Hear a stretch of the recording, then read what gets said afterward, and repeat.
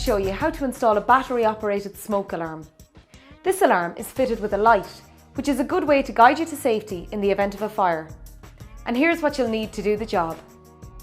Smoke alarm, ladder, screwdriver or cordless screwdriver, multi-purpose detector.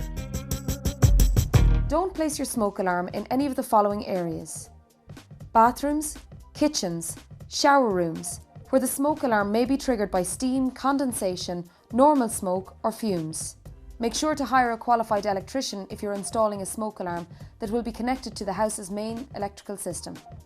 This smoke alarm is battery operated and needs no wiring. It also has a light which can help you find an exit in the case of a fire. Pull cover open. Remove cover from base by separating the rear snap-in hinges. Place the base on ceiling or wall exactly where you want to mount the unit. Use a cable or pipe detector to ensure there are no hazards. In this case, I found a batten which I can screw directly into. Otherwise, if I was screwing into plasterboard, I'd need the appropriate plasterboard fixings. Or if I was screwing into masonry, I'd need the masonry roll plugs. Mark with a pencil the location of the screw holes. Place the detector in position and screw in firmly.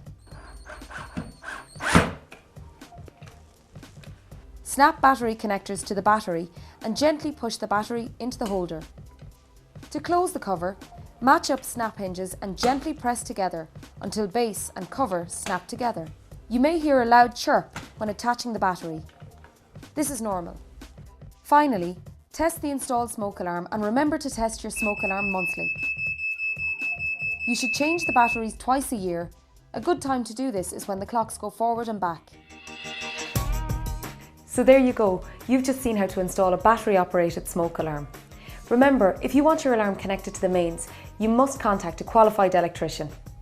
For more hints and tips, go to woodiesdiy.com.